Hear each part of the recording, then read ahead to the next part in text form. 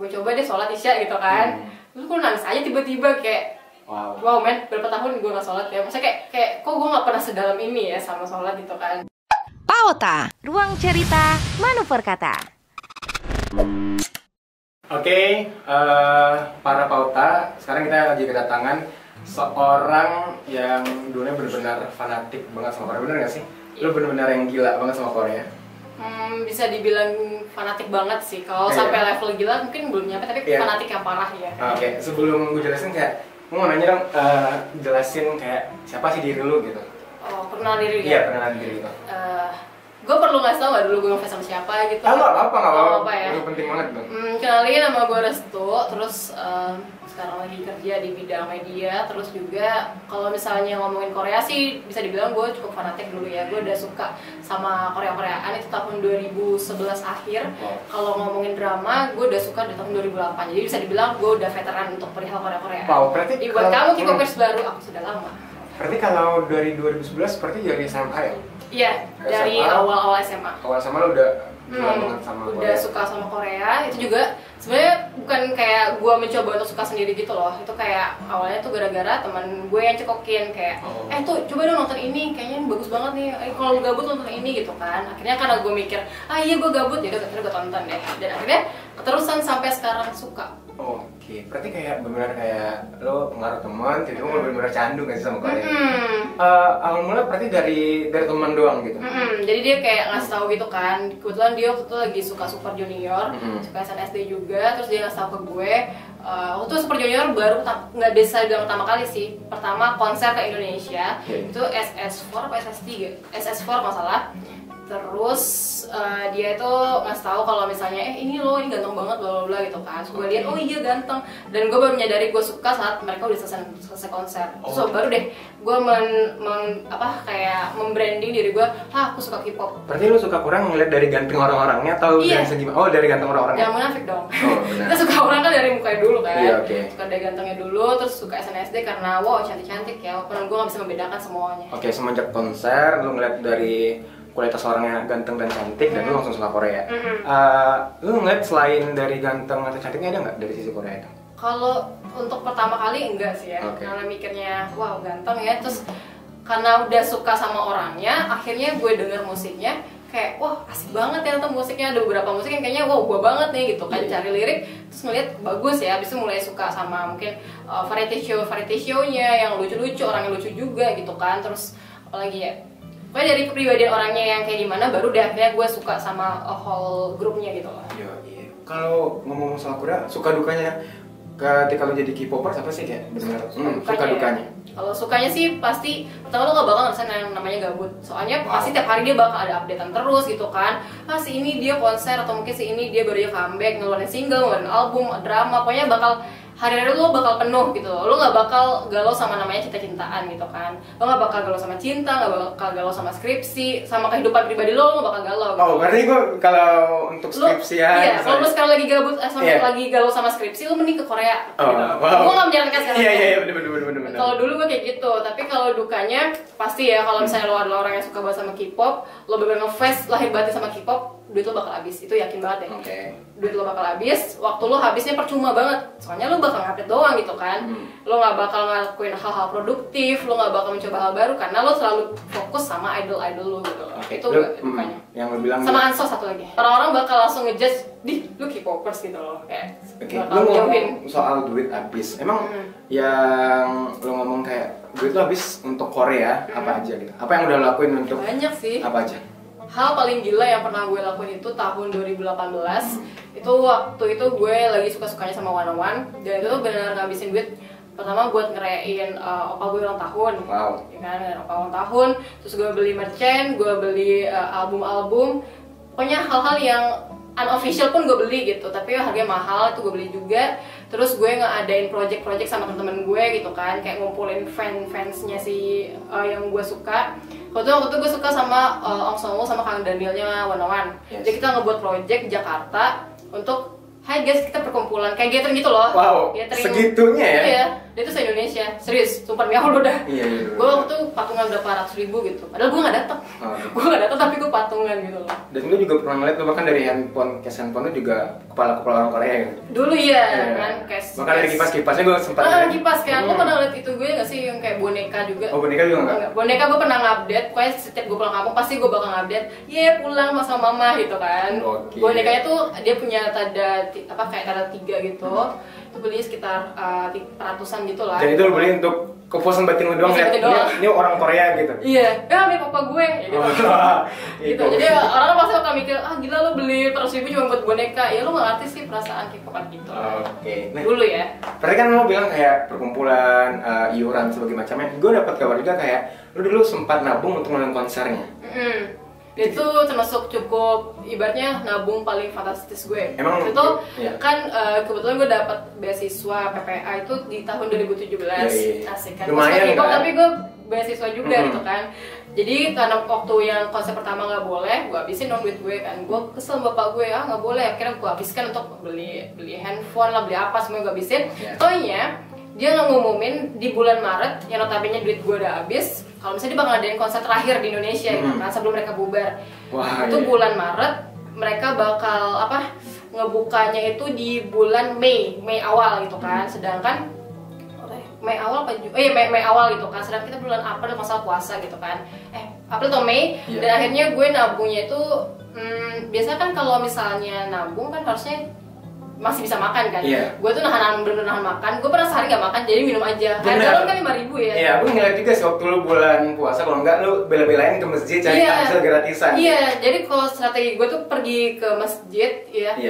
Gue dulu jarang sholat bro. Jadi gue ke masjid itu cuma buat ngambil takjil doang. Dan lu gak lanjut sholat gitu? Kagak dong.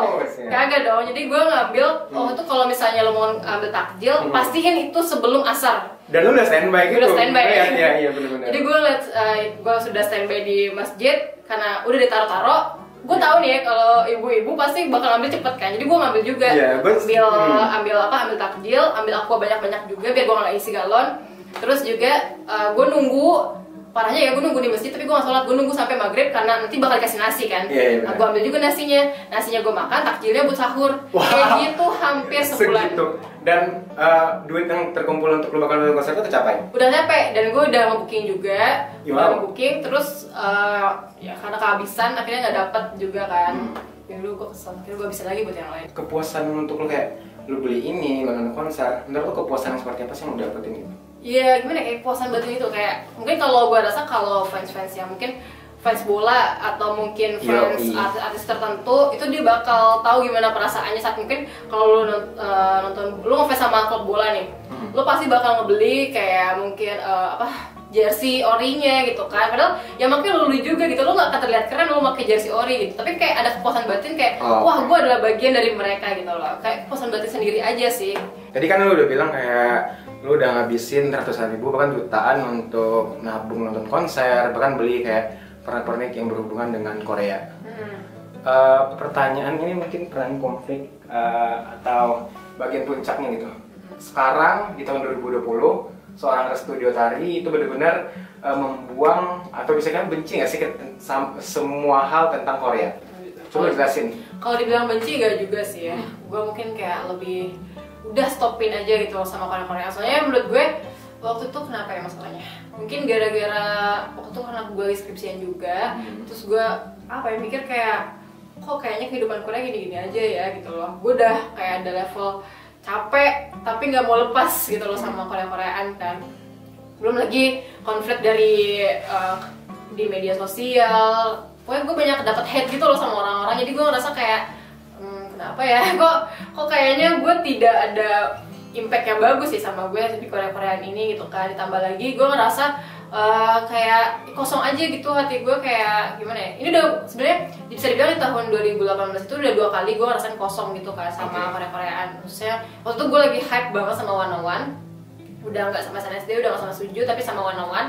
Tapi ngerasa yang waktu hype pertama tuh gue ngerasa kayak oh iya mungkin karena bosan aja kali ya, mungkin karena opa gue yang comeback kali ya, jadi makanya ngerasa kayak kosong. Akhirnya gue paksain lagi untuk gue suka kok gue mulai lagi. Akhirnya yang kedua kalinya gue ngerasa kayak kok teman-temannya circle gue yang gue punya circle kebetulan kan tadi gue bilang kalau misalnya gue punya gathering gitu, jadi itu gathering yang dibuat sama circle gue di media sosial, dan circle gue ini gue lama ngerasa kayak kok toxic ya gitu ya, kayak kenapa kita punya circle tapi orang-orang tuh nge-hate kita ya gitu kan. Maksudnya gue suka sama seseorang, kenapa lo harus nge-hate gue gitu sama hal yang gue suka gitu. Padahal kita sama-sama suka K-pop, kenapa kita nggak bisa gabung aja.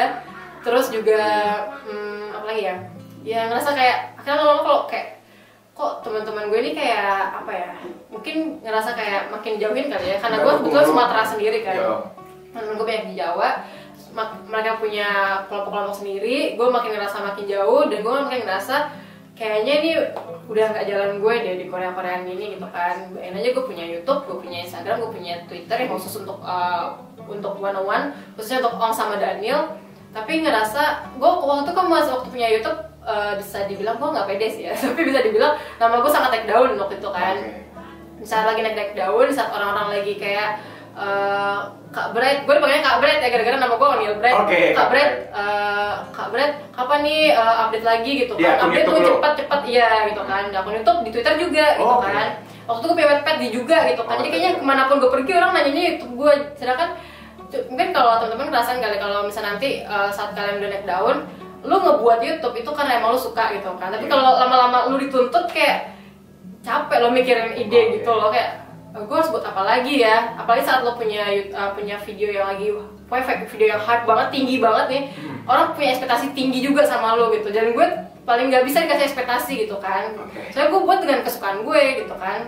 Makin lama kayak apa sih kok jadi kayaknya gue udah gak nyaman juga sama YouTube gue sendiri gitu kan. Sampai akhirnya gue ngerasa khususnya di laptop gue ya, itu karena gue sering nge-save video di laptop, itu tiba-tiba laptop gue nge-hang. Untuk skripsi gue udah selesai ya, skripsi gue udah pada gue pindahin ke email, laptop gue baru gue perbaiki 2 hari kemudian mati gitu kan. Tambah lagi kok orang-orang makin mojokin gue ya sama Korea-Korea gue. Sebenernya gue tahu sih kalau dari dulu tuh gue udah dipojokin sama Korea-Korea gue, tapi kok makin lama semua orang gitu ya, pokoknya kalau misalnya gue jalan dikit kayaknya ada aja hadis untuk ngingetin gue. Ini bukannya gue sosok Islam banget ya, ada orang yang ngasih atau enggak, misalnya kayak lo jalan nih terus tiba-tiba lo ngeliat pamflet kayak hadis kayak kematian makin deket gitu, kayak dan gitu itu loh. berkaitan dengan lo gitu. Gue ngerasa iya gitu, soalnya gue sampai ini gue gak sholat gitu kan.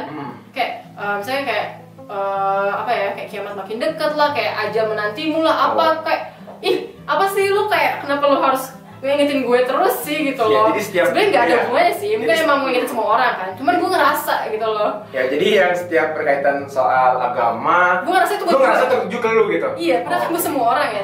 Soalnya waktu gue ngumpul sama teman-teman gue, terus teman-teman gue tuh kayak, tuh lu tuh sebenarnya dapat apa sih di Korea-Koreaan ini gitu kan, lu ngabisin duit buat ini lu kagak sholat, apalagi lu puasa karena Opa Ta'ala bukan karena Allah Ta'ala gitu kan. Jadi gue kayak juga ya gitu kayak, tapi gue mikir kayak enggak kok, lu nggak tahu kan, lu nggak usah ngebahas sosok agama gue gitu, lu bahas aja agama lo masing-masing, kita di neraka tuh masing-masing kali, lu kayaknya nggak bakal ngebantu gue juga kok gitu, jadi lu nggak usah sok nasihatin gue. Berarti responnya seperti itu. Iya. Padahal teman lu ngajak lu yang lebih baik sebenarnya kan. Iya, tapi gue ngerasa lu nggak usah sok pinter sama agama gitu gitu kan. Tapi pas bener-bener gue ngerasa kayak udah apa ya, udah relate banget gitu. Setelah teman-teman gue ngomong gitu, pas jalan, pas pulang tuh waktu udah malam banget kan. Pas gue pulang, lihat hadis lewat atau mungkin pamflet apa-apa gitu kan. Tiba-tiba orang lagi ngegibah, maksudnya mereka ngegibah sendiri nih. Tapi gue ngerasa kayak, misalnya ngomong kayak, gila ya kayaknya sekarang bencana makin banyak banget gitu. Gitu kayak, ya udahlah kayak, padahal bukan buat gue ya, mereka gibah sendiri gitu. Tapi karena perasaan lu udah gak enak aja ya. Iya, jadi gue ngerasa apalagi dan gue setiap perasaan gak enak pasti bakal lari ke laptop atau HP. Dan itu berujung ke Korea lagi. Iya, saat gue buka laptop gue rusak padahal baru banget diinstal ulang gitu kan. Jadi gue kayak, please dong, kenapa sih? Ya, gitu. Makin parah dong, kayak kenapa sih emang udah separah ini ya gue sama Korea sampai kenapa laptop gue juga gitu kan. Tambah lagi internet di HP gak bisa, jadi gue kayak kemana pelarian gue gitu loh, kayak gue gak tahu mau kemana lagi gitu kan. Kebetulan waktu pulang adik gue udah tidur, jadi gue kayak gak tahu sempat baca cerita gue. Sampai akhirnya gue ya itu kenapa? Nonton Korea lagi nggak? Karena laptop rusak ya? Laptop rusak, HP gak bisa gitu kan. Sampai akhirnya gue mikir, oke deh, gue coba deh sholat isya gitu kan. Terus gue nangis aja tiba-tiba kayak, wow men, berapa tahun gue gak sholat ya. Maksudnya kayak, gue sholat Idul Fitri gue sholat. Maksudnya kayak kok gue gak pernah sedalam ini ya sama sholat gitu kan. Terus gue langsung ngerasa kayak, oh guys, oke, berarti gue sedang emang bener-bener lagi ditegur deh kayaknya gitu kan.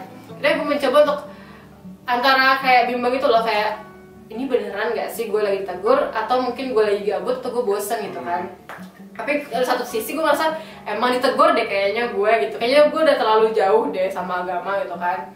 Tapi akhirnya di malam itu juga gue langsung kayak mutus waktu pokoknya setelah sholat isya atau kenapa HP gue bisa aja gitu. Akhirnya gue curhat ke teman gue namanya Mute kan, gue bilang Teh kok gue ini ya makin ngerasa apa ya, kok gue udah nyaman kayaknya gimana ya, kayaknya sedih banget ya waktu sholat gitu ya, apa gue udah separah itu ya. Sampai akhirnya dia cerita kalau misalnya kayaknya iya deh kak, lo lagi ditegur kayak. Sampai akhirnya gue mikir oke, fine, gue bakal ilangin kekorea-koreaan gue gitu kan. Hal terberat yang gue lakukan pertama adalah nutup YouTube, soalnya nggak lama sih gue buat YouTube itu di Februari, dan menurut gue kena teguran itu di bulan November. Februari, Maret, April, Mei, Juni, Juli, Agustus, September, berapa ya pokoknya segitulah ya, 9 bulanan lah ya. Dan lu untuk dapat 7.500 subscriber gitu kan, dengan viewers lo udah ada yang sampai 150.000 lebih, itu kayaknya sebuah pencapaian gak sih gitu kan. Walaupun mungkin nggak bisa lo essence ya, cuman itu kayak bangga banget buat gue gitu kan. Nama lo udah dikenal sama orang-orang yang orang-orang yang suka one-on-one, tiba-tiba lo harus menutup akun. Itu menurut gue adalah keputusan terberat gitu kan. Ya gue tutup, berat sih, tapi akhirnya gue tutup. Terus juga gue akhirnya ngehapus, untuk mungkin kalau orang-orang yang suka K-pop tahu nih, nge-save foto sama video yang dari master itu maksudnya bakal susah banget loh buat di save. Maksudnya kayak banyak banget, gue yang bakal banyak banget foldernya, itu gue hapus juga semuanya yang di HP ya. Itu baru gue bersihin semuanya, terus aplikasi video gue biar gue nggak gatel untuk ngebuat video lagi. Terus apalagi ya, Instagram, Twitter, semuanya kayak gue tutup semua, bener tutup gitu kan. Dan kayak satu-satunya hiburan gue di HP itu gue hapus semuanya gitu kan. Yang berkaitan sama Korea itu pasti? Iya, berkaitan sama Korea. Kalau laptop kan memang nggak bisa dibuka kan. Karena gue hapus, berat sih untuk hari kedua, ketiga, kayak hampir seminggu tuh gue kayak oh man, gue harus ngapain lagi nih gitu loh. Kayak udah laptop gue rusak, gue nggak bisa buat skripsi, HP gue nggak mau buka dulu gitu kan biar gue nggak liat Korea-Koreaan. Tapi lama-lama biasa juga sih. Akhirnya gue mikir di boneka, gue kan punya boneka ya. Sampai akhirnya gue gue kumpulin pernak-pernik gue. Terus udah, karena gue mikirnya gue harus total. Gue nggak bilang gue hijrah secara total ya, sebenarnya dari K-popnya dulu ya. Akhirnya gue kumpulin, terus gue tanya kayak bisa dibilang giveaway kali ya. Gue tanya ke teman-teman gue siapa nih yang mau pernak-pernik gue gitu kan. Ada teman gue satu circle sama gue kemarin. Oh iya, yang berat juga salah satunya adalah gue keluar dari circle gue. Soalnya circle gue itu adalah circle yang ternama gitu loh. Dia ternama di Instagram, ternama di Twitter, ternama di Wattpad. Yang berpusat di Jakarta atau di Pulau Jawa? Pulau Jawa. Oke. Jadi ibaratnya kayak lo keluar dari circle besar lo gitu loh kan. Itu termasuk yang berat juga, tapi ya udahlah, mau gimana lagi gitu kan. Gue mau move on banget dari K-pop gitu kan. Karena dia mau, yaudah akhirnya gue pack semuanya, gue kirim. Itu bisa dibilang boneka gue baru nyampe tuh di November awal, gue di November akhir gue udah mau hijrah dari K-pop kan. Jadi kayak padahal itu momen yang ya luar biasa loh untuk gue dapetin. Iya, makanya ibaratnya gue baru dapet lo, baru ngerasain bahagia lo tuh sama 2 minggu, terus gue harus ngelepas lo gitu kan. Jadi tapi ya udahlah, gimana lagi kan. Ya gue kirim deh. Berat untuk sebulan awal, sampai akhirnya gue lama kebiasa gitu kan. Udah. Laptop gue itu baru gue perbaikin di bulan Juni kemarin, gara-gara gue butuh untuk buat tesis kan. Gara-gara yaudah aku udah move on dari K-pop, dan emang bener-bener gak berat guys ternyata guys gitu loh. Udah kayak lebih lega aja, kayak lebih plong gitu loh setelah. Beratnya di 1 bulan awal doang ya. 1 bulan awal. Berarti ketika lo sholat isya itu salah satu yang lo ngerasa kayak ada yang kosong dari diri lo, terus lo kayak melakukan sholat isya, dan itu bisa dikatakan salah satu dorongan lo yang menjadi lebih baik. Lalu bisa gue katakan lo hijrah gitu. Iya, ibaratnya hijrah dari K-pop ya. Gue belum bisa bilang hijrah gue seutuhnya. Itu kan salah satu dorongan untuk lo hijrah tadi kan. Yang gue bilang dorongan hijrah atau sholat isya, terus banyak dalam beberapa minggu sebelum lo berpindah ke menjadi yang lebih baik, lo banyak ngerasa tertekan gitu dengan lo cinta Korea, bener gak sih? Iya. Nah, jadi gue pengen nanya, lo kan udah jelasin dalam beberapa bulan itu memang berat untuk meninggalkan yang namanya K-pop tadi. Perasaan lo setelah hijrah sampai sekarang, apa sih yang lo rasakan terhadap diri lo, perbandingannya sekarang ketika gue nggak dalamin tentang Korea, dan dulu gue benar-benar fanatik abis nih sama Korea, apa ya perasaannya? Pastinya kalau gue pribadi ngerasa kayak bisa lebih produktif sih, soalnya gue ngerasa kayak ya banyak hal yang bisa gue lakuin ternyata ya. Terus juga sama teman-teman gue nggak sibuk dengan dunia gue sendiri lagi gitu kan. Saya gue bakal lebih banyak waktu untuk teman-teman gue. produktif untuk nyoba-nyoba hal baru. Coba lo bayangin kalau misalnya di saat pandemi ini gue masih suka Korea, mungkin gue gak akan pernah bisa masak, gue gak bisa buat kue, gue gak akan mau rajin bersih-bersih, gue gak akan belajar buat dandan. Tapi karena gue gak suka K-pop sekarang, gue kayak banyak hal yang bisa gue pelajarin gitu kan. Dan ternyata kayak semenyenangkan itu loh, dan sebermanfaat itu hidup lo untuk lo jalanin tanpa harus suka K-pop-K-popan gitu kan. Gue gak masalah sih sama orang-orang yang suka K-pop sekarang, cuman menurut gue gak usah terlalu fanatik kali ya gitu loh. Kayak pada pada jalurnya aja, standar aja, gak usah terlalu berlebihan sih gitu, menurut gue ya. Perubahan sikap sih yang lo rasain sekarang. Perubahan sikap pasti beda banget dong ketika lo kayak lo gak sholat, dan sekarang udah rajin sholat dan sebagainya macamnya. Perubahan sikap dari lo suka K-pop sama sekarang dari sikap. Kalau dari sikapnya ya pastinya mungkin sekarang gue gak terlalu arogan sekarang. Bukan karena sekedar sholat aja ya, maksudnya kalau misalnya lo suka K-pop, apalagi lo udah mendalami sampai media sosial gitu kan, bisa dibilang bukan akun RP sih, tapi bisa dibilang fake account atau mungkin second account yang kekoreaan. Kalau lo udah terlalu mendalami hal itu, menurut gue ya lo akan menjadi lebih arogan. Nah, dulu gue gue arogan, semua hal gue julitin, temen gue lah atau apapun gue julitin gitu kan. Sekarang gue lebih tahu kayaknya nggak semua hal untuk lo julitin, itu nggak perlu lo untuk memberikan argumen lo gitu kan. Semua pendapatnya masing-masing, kayak lebih tenang juga gitu kan. Itu sih yang gue nangkepin kalau buat sikapnya sih. Untuk ke diri gue sendiri ya. Kalau dulu lu gabut buka handphone Korea, laptop Korea, bisa dikatakan kayak ketika lu nggak tahu arah, tujuan lo Korea. Kalau sekarang ketika lu udah bisa dikatakan membuang jauh-jauh soal Korea, tentang K-pop lo, tentang artis-artis Korea lo, sekarang kalau lu gabut, kalau lu nggak hiburan lo seperti apa sih untuk sekarang? Lebih kalau hiburan jarang kalau hiburan ya. Gue lebih mengisi waktu kosongan ya. Kalau ngisi waktu kosongan mungkin kalau sekarang mungkin karena gue sibuk tesis ya, jadi gue lebih banyak belajar buat tesis. Terus juga gue mulai, karena gue juga di kos sendiri, gue mulai masak-masak lagi. Terus juga mungkin lebih sering ketemu temen sih kayaknya, kayak gitu. Jadi kayaknya hiburan nggak harus selalu tentang handphone kan, nggak selalu tentang gadget, nggak selalu tentang internet gitu. Jadi kayak ya banyak sih hal yang bisa lo lakuin kayak gitu sih. Cari materi-materi baru buat gue siaran atau apa. Banyak hal yang bisa lo lakuin tanpa perlu ngabisin waktu untuk K-pop doang. Gue mau nanya nih, dulu waktu lo demen-demen sama K-pop, suka sama Korea, kan pandangan orang lain sama lo kayak, lo ngapain sih Korea, untungnya nggak ada. Tapi setelah lo hijrah yang seperti ini, gimana nih pandangan orang-orang sekitar lo, lingkungan sekitar lo, nerima lo yang udah bisa dikatakan menjadi lebih baik gitu? Kalau teman-teman gue jujur mereka sering bilang waktu pertama kali gue ngeposting untuk gue nggak suka, kan gue nggak ngebuat statement gue nggak suka Korea lagi ya. Gue cuman kayak postingan gue mungkin sudah berubah ya. Biasanya postingan gue tentang opa, terus postingan gue tentang apa sih, kayak ya kata-kata mutiara hal bermanfaat lah gitu ya. Banyak respon mereka kayak, wow gue lebih suka restu yang sekarang kayak gini ya gitu. Kenapa nggak dari dulu restu kayak gini, atau mungkin pertahankan kayak gini ya, soalnya istiqomah susah gitu kan. Jangan berubah lagi, jangan balik ke Korea lagi gitu. Kayaknya jelek banget ya Korea. Nggak sejelek itu sih, tapi kalau misalnya lo udah berlebihan sama sesuatu itu jadi jelek gitu kan. Ini terakhir nih, pandangan lu setelah hijrah dari yang namanya Korea terhadap Korea K-pop sekarang, gimana pandangan lu? Pandangan gue mungkin coba lebih lebih realistis aja kali ya buat adik-adik sekarang. Soalnya gue ngerasa kayaknya orang yang suka Korea baru ya, gue kan Korea lama nih. Korea baru itu kayaknya gue kayak ngaca ke diri gue yang kemarin itu loh, kayak wow kalian orang arogan ya, kayak coba deh kalian kayak ngejudge BTS atau ngejudge V, pasti kalian bakal lihat, yakin deh sama gue, V atau mungkin Blackpink gitu kan, pasti bakal lihat. Jadi kayak bakal dijudge, bakal ini. Coba deh buat kamu yang emang suka Korea, gak usah terlalu arogan gitu kan. Mereka manusia, mereka juga gak tahu kamu kok gitu. Coba masih sesuai jalur kamu aja. Terus juga gak usah berlebihan sama sesuatu, soalnya masa muda kamu itu bakal habis percuma cuman buat Koreaan gitu. Jadi sebelum terlalu terlambat, coba mulai sekarang lebih dibatasin.